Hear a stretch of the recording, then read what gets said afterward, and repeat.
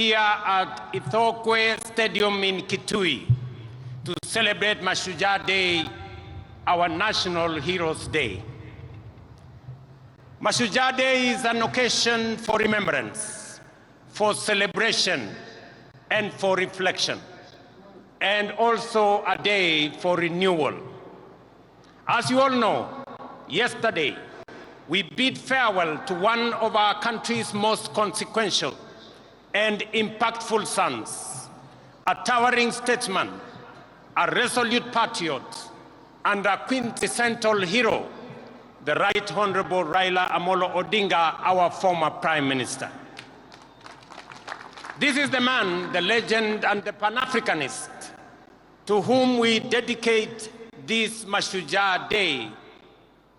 It is for this reason, fellow citizens, in his solemn memory, that I invite us all to now stand and observe a moment of silence in honor and celebration of his remarkable life and service to our great country, our continent, and to humanity.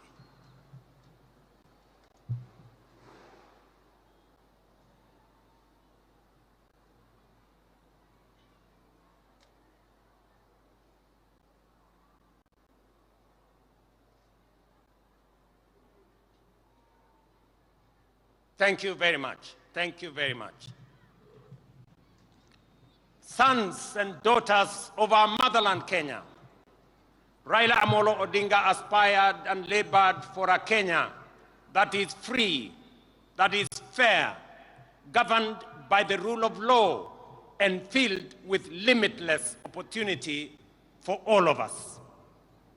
Baba envisioned and fought for a nation where, in the immortal words of our national anthem, justice is everyone's shield and defender, where we all dwell in unity, peace, and liberty, and a Kenya that has plenty within its borders. It goes without saying that it is precisely because of great and irrepressible giants like Raila that we find within ourselves the courage and inspiration to go further, to dream bigger, and to pursue higher ideals. For greatness and nobility are never achieved by settling for the ordinary or the comfortable. They are seized by those who dare to push the frontiers of possibility, by those who refuse to be confined by what is, but instead reach boldly for what could be.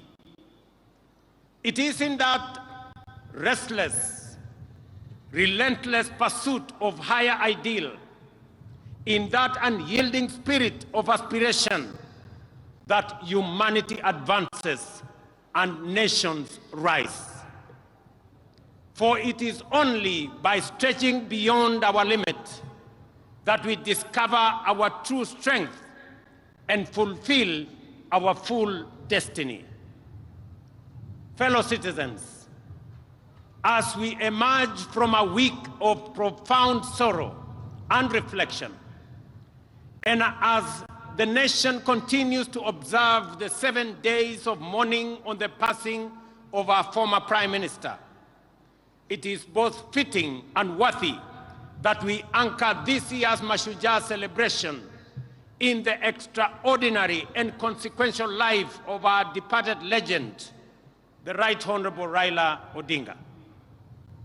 In honoring his memory, we also draw from his journey of enduring lessons of courage, service, and unyielding love for country. The first lesson that Baba taught us is to put country above self.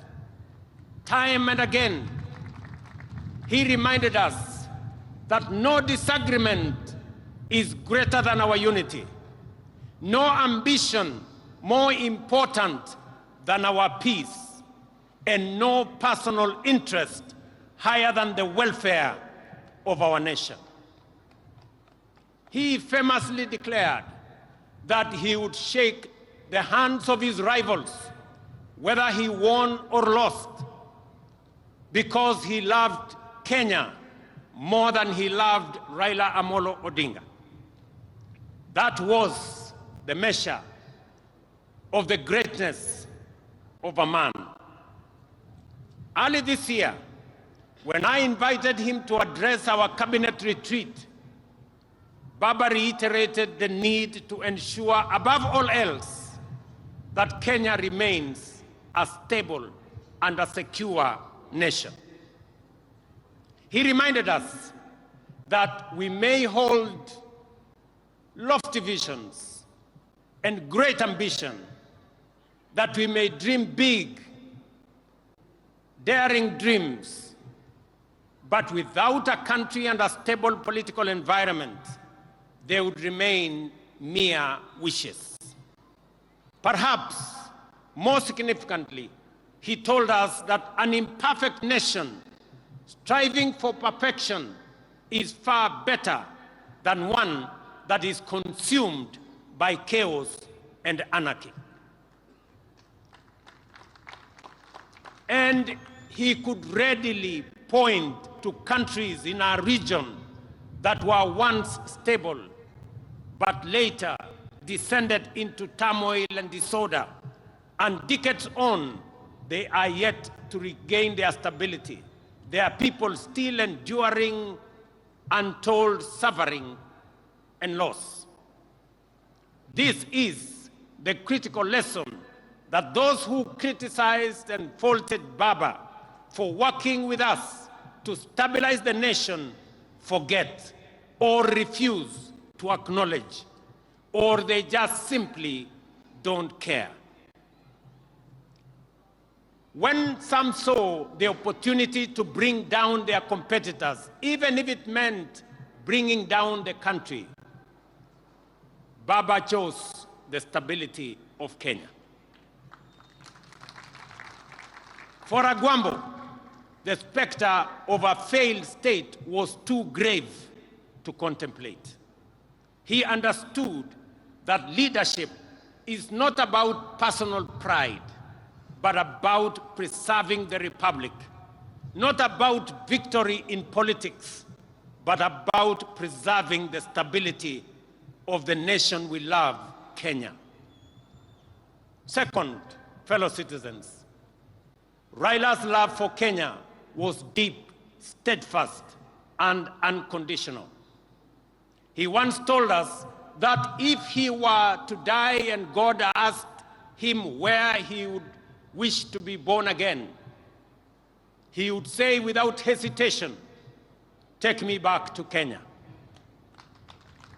Such was the depth of his devotion to our beloved nation. He knew that Kenya, like all nations, was not perfect, that nation building was work in progress, that it is only renewed with every generation. He understood that we are an imperfect people, always striving towards a more perfect union. Yet even in our flaws, he saw magic and beauty. In our struggles, he discerned promise, and in our contradictions, he could pick out hope and unity. To Raila, there was no place on earth more worthy of devotion, no people more deserving of faith, and no dream more noble than the Kenyan dream. Thirdly, Baba's life was an example of always choosing and closing ranks for the common good. When our nation faced turbulence last year, for example, I reached out across the political divide. Baba was the first to come to the table to help steady the ship of state, leading to the formation of the broad-based government that has since stabilized our economy and our nation. That is what heroes do. When the stakes are high, they rise above partisanship and put the country first. Even during the last election campaigns, when fate placed us once again on opposite sides of the political divide, Baba spoke words that will echo through generations. He said, and I quote, "I have been to the mountaintop. I have seen the glory land. I may not get there with you, but together we will get there." End of quote. In those words lay the essence of his leadership: selfless, visionary, and anchored in faith that Kenya's destiny transcends any individual. He reminded us that collaboration, even with rivals, is not an act of political convenience, but a sacred pact with posterity. For Baba, it was never about him becoming president. It was about Kenya having a good president, and Kenya moving from a third world status to a first world status in a short time as possible, so that we, as a people and as a nation, can realize our true potential. The glory land that he saw at the mountaintop is the better, the greater, and the more perfect union for which we must now, on this Mashujaa Day, dedicate ourselves anew. Fourth, our former Prime Minister was a foremost preacher of national unity. He tirelessly reminded leaders and citizens alike that our overarching identity is not defined by tribe, region, or creed, but by the sacred bond of being Kenyan. He often urged us to think Kenya first, to let the idea of one nation under one flag rise above all else. And he lived by that creed. When in 2002, he stood before the nation and declared Kibaki Tosha, it was not because he was unaware of where President Kibaki came from. It was because he saw beyond geography and ethnicity. He saw Kenya as one united nation under God. Fellow countrymen and women, it would therefore be a desecration of his legacy if we were to allow ourselves to be divided by sectarian interests, by the peddlers of hate, or by the see nothing good about Kenya battalion. The fifth lesson from Baba's life is one of unshakable faith in the future. He was a die-in-the-wool eternal optimist. Through every trial, setback, and triumph, the Right Honorable Raila believed that Kenya's best days were still ahead. He endured prison, persecution, and political defeat, yet never surrendered to bitterness or gave in to hopelessness. His optimism wasn't anchored on naivety. It was courage in motion. His life was a constant reminder that no setback is final, no dream too distant, and no obstacle insurmountable for a people determined and are united by purpose. At this juncture, fellow patriots, allow me to share reflections on the future of our great country, drawn from my intimate and wide-ranging conversations with the Right Honorable Raila Amolo Odinga in the final months of his remarkable journey, as well as with leaders from across the political divide. In our engagements, Baba often spoke with immense passion and at times frustration about the pace of our national progress. He would often wonder why nations like South Korea, Singapore, or Malaysia, which were once at par with Kenya just a few decades ago, had leapt forward to first world status while we still grapple with the basics. In those moments of honesty and deep introspection, we came to a shared conclusion that the true driver of national development is leadership. And I repeat, is leadership. Not leadership focused on the next election, but leadership that aspires to impact the next generation. Leadership that dares to dream beyond its time and even its capacity. Leadership that is bold, visionary, and relentless in pursuit of the common good of our nation. And we agreed that if Kenya is to attain first world status within our lifetime, as it must, we should set for ourselves daring, audacious goals and pursue them with unwavering focus.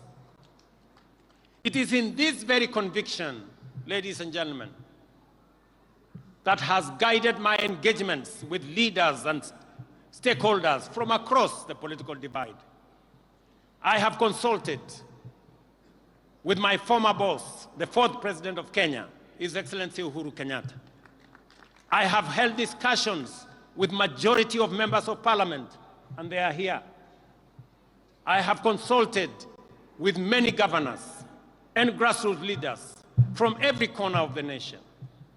And I will continue to engage because Kenya's progress must never be a partisan pursuit.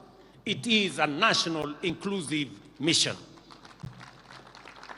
Through these deliberations, I have arrived at a clear conclusion that although we have made commendable progress in stabilizing the nation over the last 3 years, the time has come to take the country to the next level. And to do so, we must act decisively on at least 3 national priorities. Our first priority is food security. We cannot speak of prosperity while spending over 500 billion shillings every year importing food into Kenya, including maize, importing wheat, rice, sugar, edible oil, among many. This is not just an economic burden to us, it is a threat to our sovereignty. A nation that cannot feed itself, ladies and gentlemen, is not a nation that can claim to be free or sovereign. The only viable path available for us towards this goal now, fellow citizens, is through the expansion of irrigation and the modernization of our agriculture. Rain-fed farming can no longer sustain our growing population or our aspirations.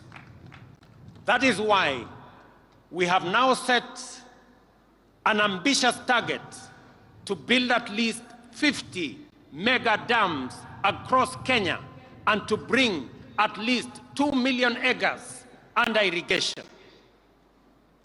Let me emphasize that this is not a far-fetched dream. It is a necessity that must be realized within the next decade. We must become not only a food-secure nation, but also a major exporter of farm produce in the coming years. We have many markets that we have negotiated. We have the American markets under ACOA. We have the Chinese market that is now open for us. We have the European market that we have negotiated under the Economic Partnership Agreement. We have the Africa Continental Free Trade Area market of 1.4 billion that we can export to. Our second priority is enhance value addition, agro-processing, and manufacturing through industrialization. To transform Kenya into a prosperous, job-creating, wealthy nation, we must become a country that makes things, not merely buys or imports them. A country that exports finished products, not raw materials. A country where industries absorb labor, spur innovation, and expand wealth across every region. We are already laying the foundation for this transformation. Through the Africa Growth and Industrialization Initiative, and in partnership with the Afri-Exim Bank, we are establishing special economic zones in different parts of Kenya, in Rea Vipingo, in Dongo Kundu, in Naivasha, in Sagana, in Thika, in Nakuru, in Eldoret, in Busia, in Kisumu, and many other special economic zone areas that we are finding land. These zones will host textile, agro-processing, assembly, and light manufacturing industries, creating tens of thousands of jobs. At the county level, as was mentioned by the governor of Kitui here, we are rolling out county aggregation and industrial parks in all 47 counties.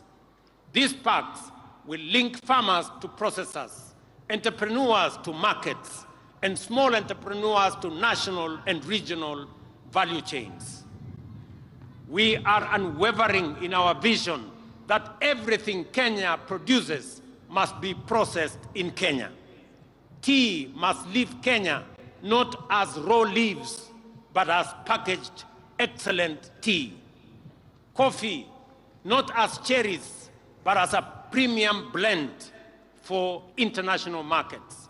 Cotton, not as lint, but as fabric and fashion. Hides, not as raw skin, but as leather shoes and bags branded, made in Kenya. But we cannot industrialize, ladies and gentlemen, without reliable, affordable, and sustainable energy. That is why we have set our sights on expanding Kenya's energy generation capacity from the current 2,300 megawatts to at least 10,000 megawatts within the next decade. As a former Minister for Energy, Raila Odinga was a strong advocate for the rapid expansion of our energy capacity through multiple sources, including hydro, geothermal, solar, wind, and also energy. Just for the record, already a lot of research is going on the development of the first nuclear energy plant in Kenya, in Siaya County. With abundant energy, we shall power factories, light every home, and drive Kenya to become the industrial hub of East Africa and the continent. Our third critical area of focus is infrastructure development. Again, Baba, who also served as a Minister for Roads and Public Works and Housing under the late President Kibaki, often reminded me that no economy can flourish without world-class infrastructure. It is in this context that we have committed to dual at least 1,000 kilometers of major highways, including the Rironi, Nakuru, Mau Summit, Eldoret, Malaba Road, Makutano, Embu, Meru Road, Kitengela, Namanga Road, Mombasa, Nairobi Highway, and Maroa, Nanyuki, Isiolo roads, among others, and construct an additional 10,000 kilometers of new tarmac roads linking counties, linking farmers, traders, and manufacturers to markets across the nation, and complete the standard gauge railway from Naivasha to Kisumu and onward to Malaba, seamlessly connecting Kenya to Uganda, Rwanda, Burundi, and DRC, the very heart of the Africa Continental Free Trade Area dream. Fellow citizens, to some, these projects may seem too ambitious, perhaps even out of reach. But this is precisely where bold, visionary, and heroic leadership comes into play, the kind that Raila Odinga embodied. It is the reason that on this Mashujaa Day, in recognition of his extraordinary contribution and enduring legacy, the government and the people of Kenya inscribe Raila Odinga's name among the foremost of our heroes under the public seal of the Republic of Kenya. On behalf of a grateful nation and through the authority vested in me as president, I have today posthumously conferred upon the Right Honorable Raila Odinga the highest honor of the Republic, the Chief of the Order of the Golden Heart of Kenya.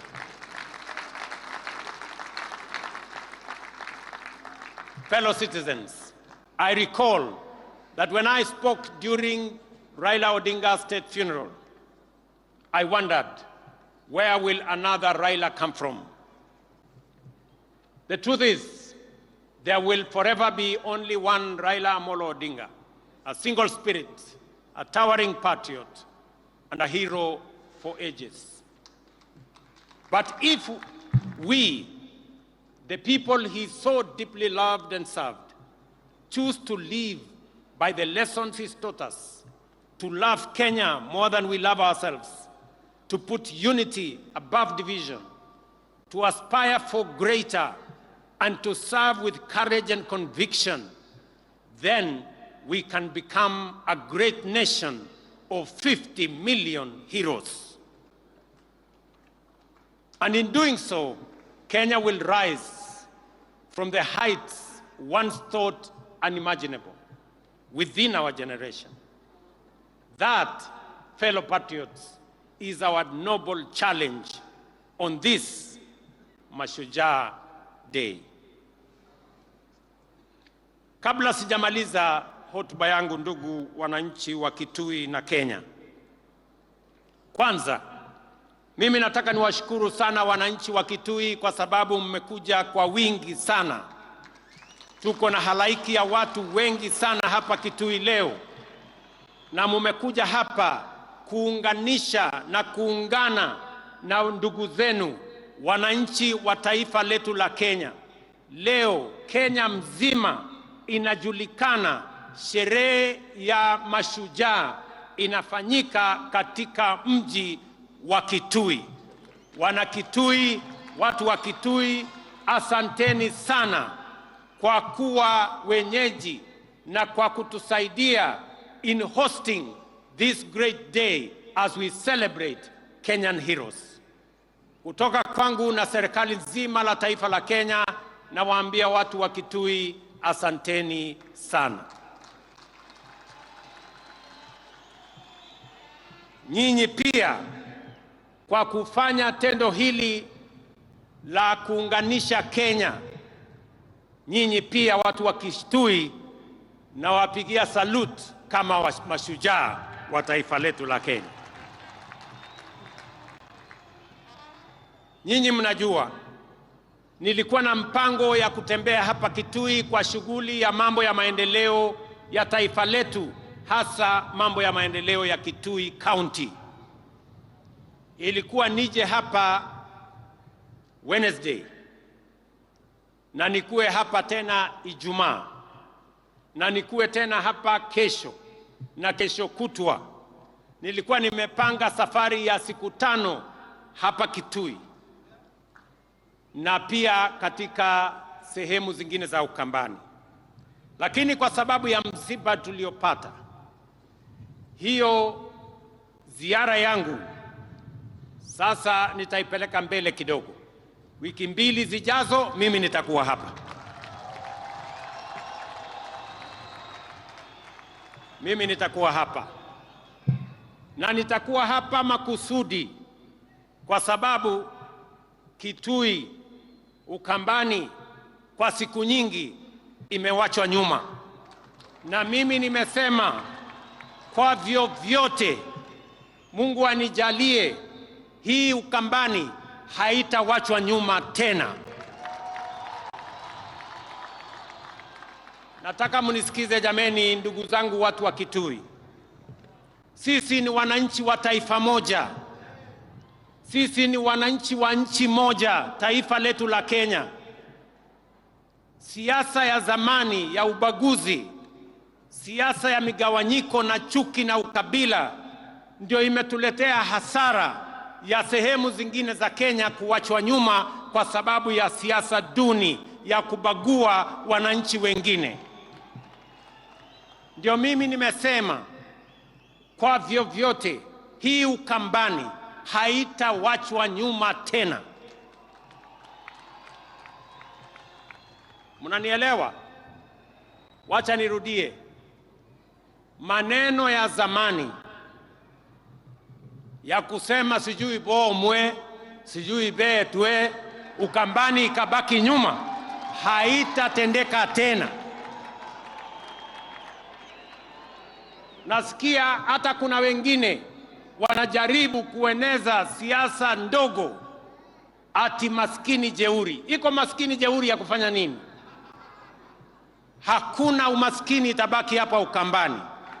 Tunataka tuungane, tushirikiane, tufanye kazi kwa pamoja. Nataka munisikize ndugu zangu, watu wa Ukambani. Hii stadium tulijenga kama serikali ya Kenya. Tumeweka hapa milioni 750 tujenge hii stadium na bado haijakamilika. Tangojea pengine mwezi moja ikikamilika, tumejenga kila mahali, tumeweka parking mzuri, nitakuja kufungua rasmi ikiwa imekamilika. Na ni kwa sababu tunafanya hivi sio Ukambani peke yake. Tunafanya hivi katika taifa letu la Kenya.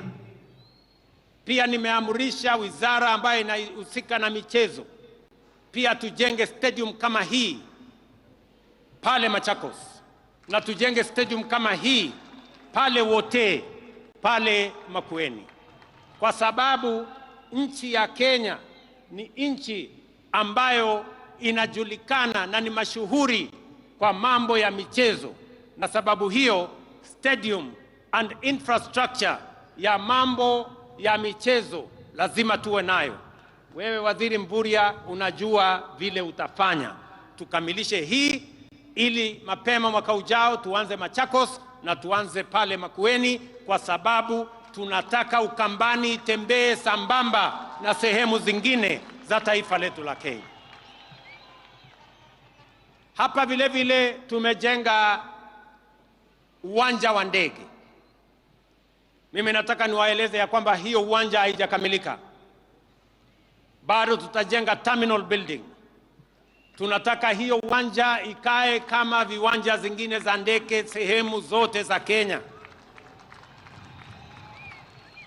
Hapa vile kiongozi gavana amesema kuna barabara tulisema tumetengeneza. Kuna zingine zimekamilika, kuna zingine bado. Mimi nataka niwahakikishie yale yote ambayo tuliweka katika mpango yetu tutakamilisha, kwa sababu tunataka wakati tunabadilisha Kenya pia Ukambani inabadilika. Sio hivyo peke yake. Nyinyi mnajua ya kwamba mulituuliza tujenge barabara kutoka Kibwezi, na mulisema hiyo barabara iende mpaka ishikane kule Mwingi. Hiyo barabara tulijenga ikakuja ikakwama mahali fulani pale. Mahali inaitwa kwa siku ama ni kwa nani? Kwa siku hapo. Sasa mimi nataka niwatangazie mahali hiyo barabara ilikwama. Sasa nimetafuta pesa ya kuikwamua, kujenga ifike Migwani mpaka ifike Mbondoni, iungane na barabara ya kwenda Garissa. Tunaelewana jameni? Na nishamwambia Waziri Davis Chirchiri yuko hapa kwamba hiyo barabara sitaki tena mambo ya barabara hiyo kukwama. Tunataka tukamilishe hiyo barabara kwa sababu mpango yetu ni kuhakikisha ya kwamba Kenya inasonga mbele. Nyinyi mnajua hizo barabara na miradi mingine nyingi zilikwama kwa muda mrefu kwa sababu tulikuwa na matatizo na uchumi wa taifa letu la Kenya. Na niliwauliza kwa unyenyekevu, munipatie nafasi kidogo ninyoroshe mambo ya uchumi. Sasa mimi nataka niwatangazie uchumi wa Kenya sasa iko steady. Na sasa tuko na mpango kamili ya vile tutasukuma mambo ya maendeleo ya taifa letu mbele. Vile vile viongozi wetu hapa walituuliza ya kwamba kuna barabara ingine ya kutoka Chuluni kwenda Zombe mpaka Mwitika.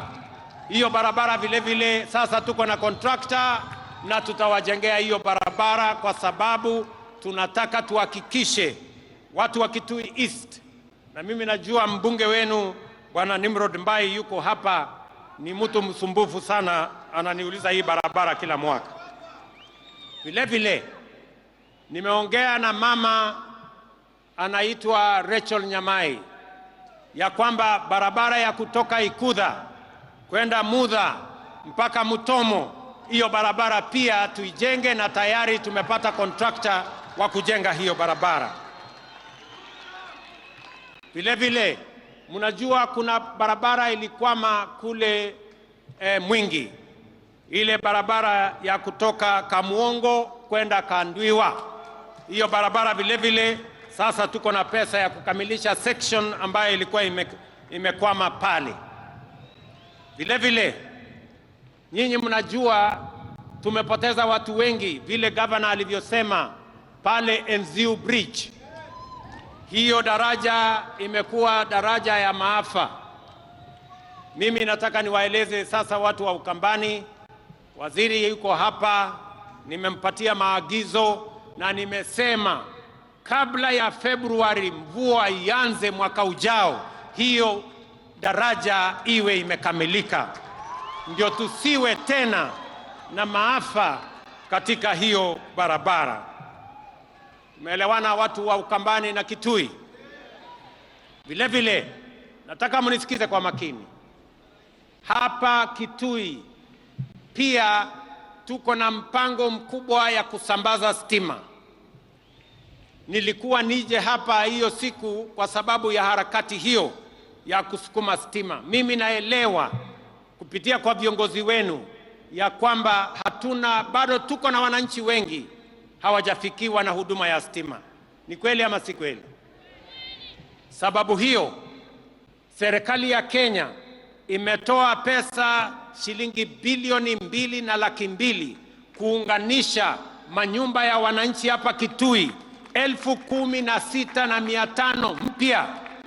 Between now and February next year, hizo manyumba 16,000 tutakuwa tumeziunganisha stima, na baadaye tutakubaliana, baada ya hiyo awamu tutapanga tena vile tutahakikisha kwamba stima inafika kwa manyumba zenu na tunaondoa giza, ndio shetani ashindwe.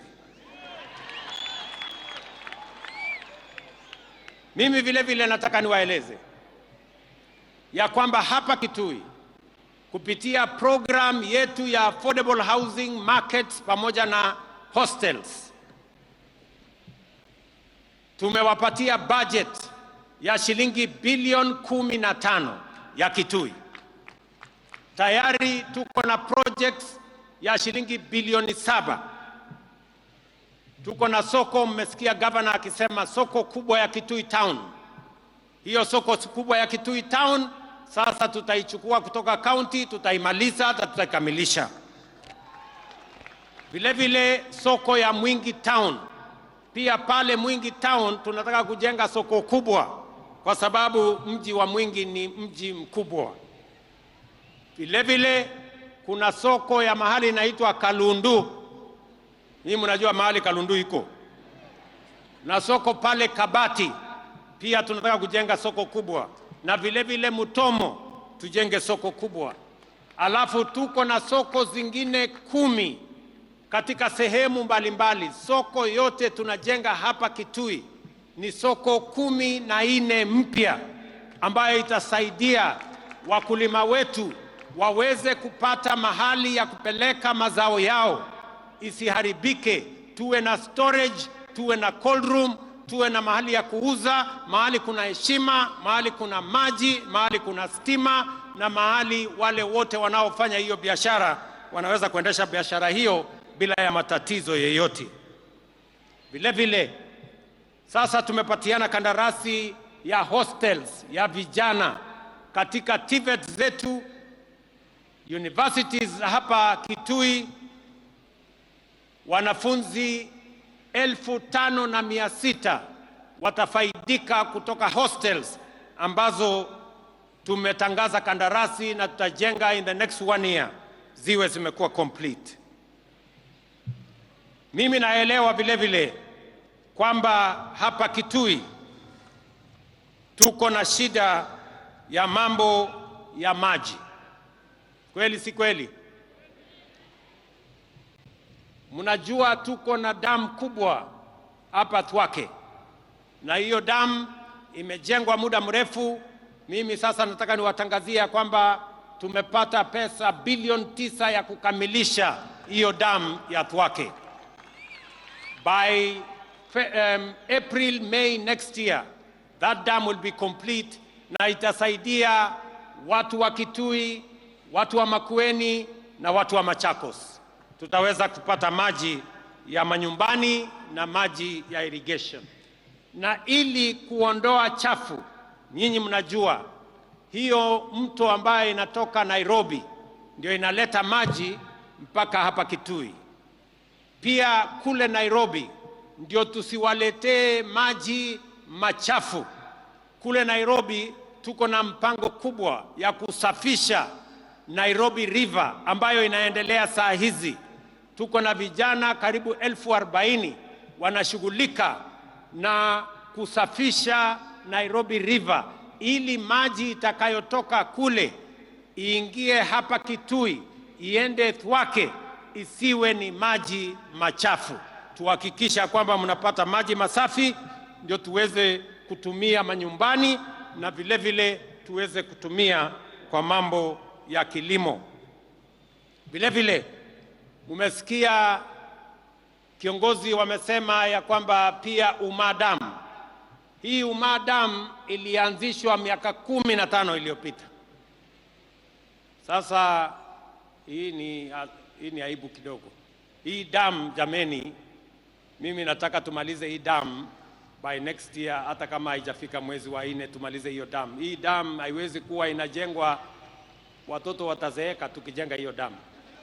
Kwa hivyo mimi nimemwambia waziri, na waziri yuko hapa, Bwana Muridhi, mambo ya hiyo dam, whatever it takes, we must get the resources and complete that dam, kwa sababu watu wa Kitui wanahitaji maji kutoka dam hiyo ya hapo Uma.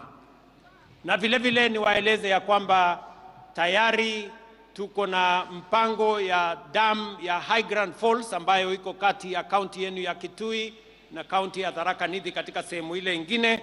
Katika zile dams 50 ambazo nimesema tutazijenga, mega dams just like Thwake, one of them is going to be the High Grand Falls dam that we are now planning on how we are going to complete that dam.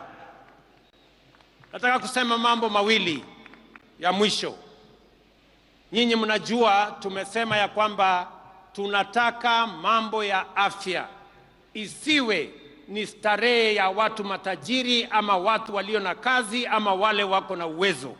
Tunataka afya iwe ni haki ya kila Mkenya, na sababu hiyo ndio tumeweka mpango mpya wa universal health coverage ambayo itahakikisha kwamba kila Mkenya anaweza kwenda hospitali yeyote atibiwe na mpango wa serikali iweze kulipia gharama ya hospitali.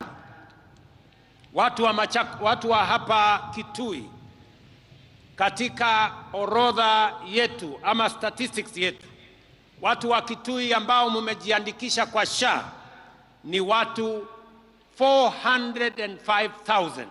Watu 405,000 wamejisajili kwa watu 1,000,000 na laki moja, kumaanisha 36% ya watu wa Kitui wamejiandikisha. Mimi nataka niwaulize wananchi wa Kitui, kujiandikisha ni bure. Wewe ujiandikishe.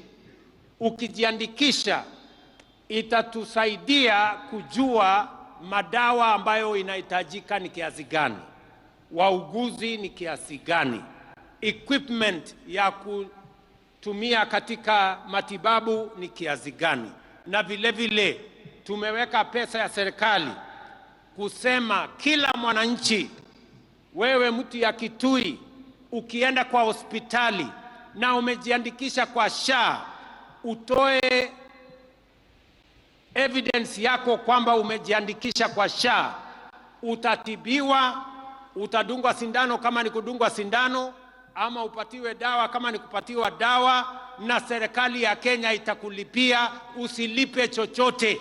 Na kama kuna hospitali inalipisha wananchi, mimi nataka wananchi wapige ripoti kwa polisi, kwa sababu gharama ya hospitali, tumeweka pesa ya serikali ya kulipia gharama ya hospitali kwa Wakenya wote.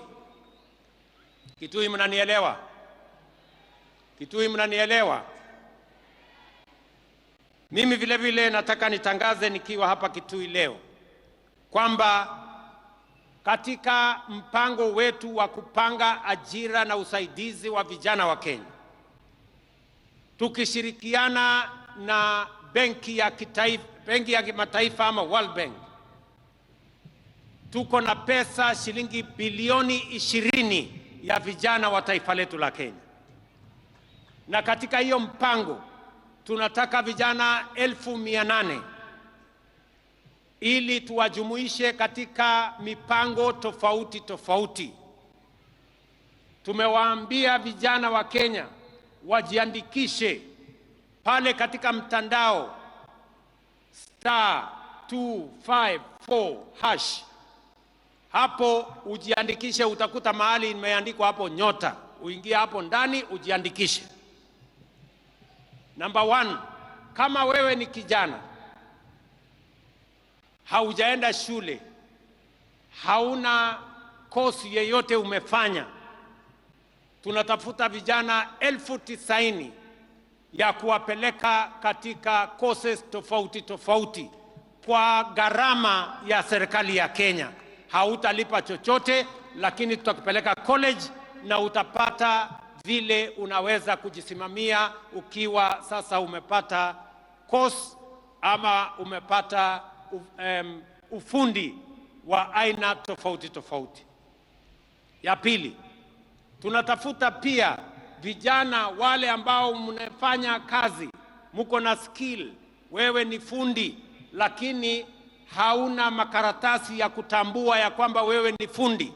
Pia tuko na mpango ambayo inaitwa recognition of prior learning, ili wewe ambaye uko na ujuzi, uko na ufundi tayari, uko na skill tayari, tukusaidie, tukufanyie recognition of prior learning ili ukuwe na certificate. Wakati unaenda mahali unaenda kutafuta kazi, sasa utakuwa na stakabadhi ya kujua ya kwamba wewe ni fundi wa aina hii ama aina nyingine. Ya tatu, pia tunatafuta vijana wenye biashara ndogo ndogo. Kama wewe ni kijana wa miaka 19 ama kati ya miaka 19 na 29, tunatafuta vijana 1,100 tutakao wapatia kila mmoja wao 50,000 kuendesha biashara zao. Vijana mko, munisikize vizuri. Ijumaa, Friday 24th, hii inakuja. Leo ni Monday, unahesabu Tuesday, Wednesday, Thursday, Friday. Katika kila constituency tunafanya verification ya vijana ambao wako na biashara, ili tuwasaidie na pesa muweze kuinua biashara zenu, ili mchangie katika kuzalisha uchumi wa Kenya. Ndio sote tuungane tufukuze umaskini katika taifa letu la Kenya. So on Friday, there will be verification in every constituency in Kenya. The 290 constituencies, there will be verification of the young people who will then benefit from resources that will help them grow their businesses. And I am asking that in this verification, we are looking for 100,000 young people so that we can give each one of them 50,000 shillings for them to enhance their businesses wherever they will be. And I want to ask all leaders, viongozi wetu, magavana, wabunge, MCAs, tusaidiane ili vijana ambao wanafaa kupatiwa hizi pesa tuwatambulishe, ndio tuinue hali ya uchumi ya vijana wetu, wakati tunazidi na kupanga vile vijana wetu wote watajumuika aidha kwa biashara ama kwa kazi, ndio tuweze kusukuma taifa letu la Kenya mbele. Mwisho, na mimi nataka niseme tutaanza disbursement ya hiyo pesa tarehe 4 mwezi ujao. In another 2 weeks, we will now start the disbursement of the money to the youth that will have been identified beginning 4th of next month, 4th of November, in the coming 2 weeks, so that we can run that program and see how many young people can benefit from that program. Hapa Ukambani, mimi najua kilimo yenu kubwa ni mambo ya pulses, cowpeas, na ile peas zingine zote pamoja na ndengu, na vile vile matunda, oranges, pamoja na mangoes. Na nishaongea na viongozi wa sehemu hii. Gavana wenu Malombe nishaongea na yeye, anajua, we spoke sometime last year on a comprehensive plan of making sure that those agricultural products that can be manufactured from this region are elevated and become part of our bottom-up economic transformation plan to make sure that every part of Kenya, kama tunasaidia wengine kwa mambo ya kahawa na chai na sukari na mahindi na ngano, hapa Ukambani vile vile tunaweza kuwainua kwa yale mimea ambayo yanazalishwa katika sehemu hii. Ndugu watu wa Kitui, mimi nataka nimalizie kwa kuwauliza jameni. Na wauliza ninyi watu wa Kitui, nikiwauliza ndugu zetu wote wa taifa letu la Kenya. Imefika wakati katika taifa letu la Kenya, vile nimesema, tuwache kuagiza vyakula kutoka nje. Inawezekana tuzalishe chakula ya kutosha Kenya. Tunatumia zaidi ya bilioni 500 kila mwaka kuagiza chakula kutoka nje. Na ndio nimesema, ili tuweze kuhakikisha kwamba tunazalisha chakula ya kutosha, ili tuweze kuwa na products ambazo tutatumia katika masoko ile ambayo tumepata, ni lazima sasa tuwe na pesa ya kutengeneza dams ama mabwawa ya maji 50, yale yanaitwa mega dams, ndio tuweze kuzalisha chakula kutokana na kunyunyiza maji mashamba yetu, because all indications are that we are slowly exhausting land that we can generate food from rain-fed agriculture. That is why we need to build 50 mega dams, even if it will cost us between 900 billion and 1 trillion shillings. That money we can raise here in Kenya. We need to generate more energy. We cannot industrialize. We cannot be a manufacturing country if we have only 2,300 megawatts of energy. We need to generate, at the minimum, 10,000 megawatts so that we can power our industries. We can power our agro-processing and value addition and create products that we are going to export to the markets that we have already negotiated. And thirdly, we must build infrastructure. The late Raila Odinga told us, you cannot be a progressive first world country without first world infrastructure. We need to do more roads. That's why I've said we need to do 10,000 kilometers of tarmac. We need to do more dualing of roads. We need to do our airports. We need to do infrastructure that is going to support the progress and the prosperity of our nation. I want to ask us, I am asking leaders here in Ukambani, I am asking leaders, members of parliament from across Kenya, governors from across Kenya, I am asking political leaders from across Kenya that we hem in together, we rally together and lift this nation. Kenya is ripe for transitioning from a third world country to a first world country because we have what it takes and we have the resources that will lift this country forward.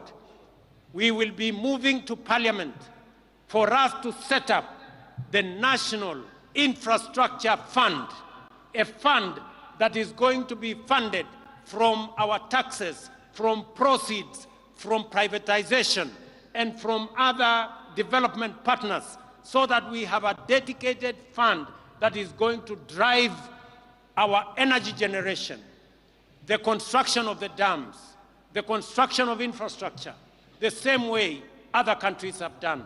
And together with that, we are also going to set up a fund that is going to look after our future. We are going to set up a fund that is going to preserve wealth for the next generation of Kenyans, so that everything we generate today, we don't consume today. And I want to ask leaders from across Kenya that together, united, we can lift this country to the next level. I want to ask all our political leaders, there is time for everything. Jomo Kenyatta told us, as we celebrate the heroes of today, we must be architects of the future. And together, we can design a better future for our nation. Ndugu watu wa Kitui, sijui kama tumekubaliana tutatembea pamoja ama mnasemaje Kitui? Kitui tuko pamoja? Kitui hoye! Kitui hoye! Mnasema tutembee pamoja? Mnasema tuungane kama Wakenya? Pamoja. Tuache ukabila. Tuache chuki. Tuache migawanyiko. Tuungane. Wangapi wanasema tuungane jameni, watu wa Ukambani na watu wa Kitui? Asanteni sana. Ninawapenda sana. Nawatakia baraka ya Mungu. Thank you very much and God bless you. Mheshimiwa Rais, mabibi na mabwana, kwa heshima naomba sote tusimame kwa wimbo wa taifa na wimbo wa Jumuiya ya Afrika Mashariki tukiongozwa na bendi ya majeshi. Bendi tafadhali.